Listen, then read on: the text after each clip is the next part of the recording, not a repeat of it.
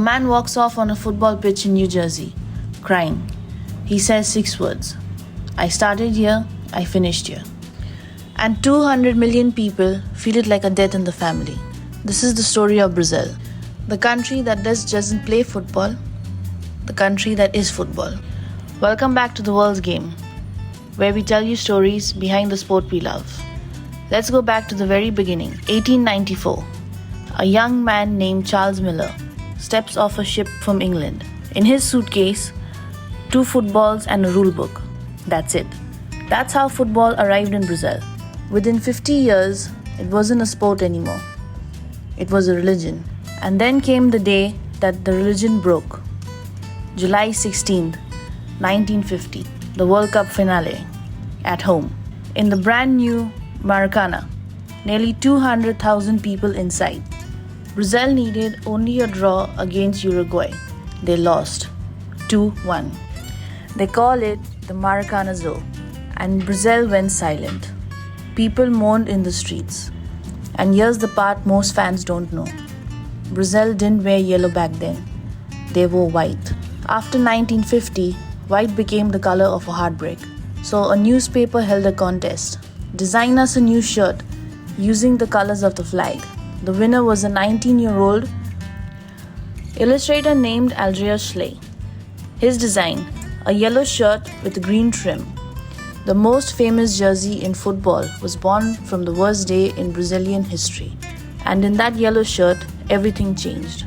1958, a 17-year-old kid called Pelé became the youngest scorer in the World Cup history. And Brazil wins its first title. Then 1962, then 1970. Maybe the most beautiful team ever assembled. 5 World Cups, more than anyone. And Brazil remains the only nation on earth that has ever played in every single World Cup ever held. All 23 of them.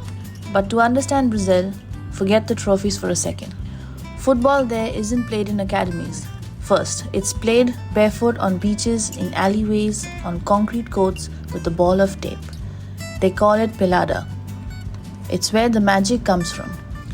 That style they call Joga Bonito, the beautiful game. And it doesn't belong to men alone. Until a few weeks ago, the greatest goal scorer in the World Cup history, men's or women, was a Brazilian woman. Her name is Marta. 17 World Cup goals. Not Ronaldo, not Klose. Nobody had more. It took Messi at this very World Cup to finally pass her.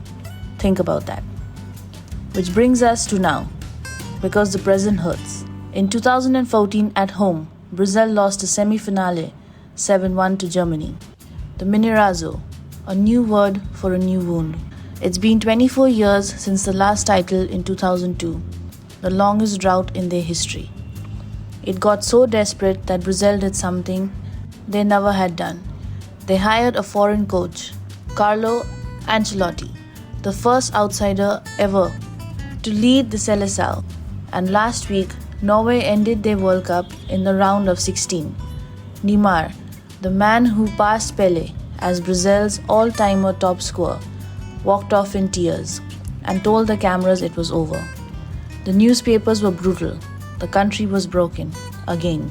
But here's the thing about Brazil. They've been broken before. In 1950, they lost everything at home and answered with Pelé, with a golden shirt, and with 3 World Cups in 12 years. Ancelotti says this is a beginning, not an end. Somewhere right now, on a beach, in Santos or concrete court in Sao Paulo, a kid is playing Pelada with a taped up ball. The 6th star always starts here. So here's my question. Brazil has always answered heartbreak with greatness. The Maracanazo gave us Pelé. So tell me in the comments, will Brazil win their 6th World Cup in 2030? And who leads them there? I read every single one. If you enjoyed this, subscribe to the World's Game and hit the bell icon so you never miss a story. And if you want live scores and lineups for every match this World Cup, download the World Games app. Link is in the description. See you in the next one.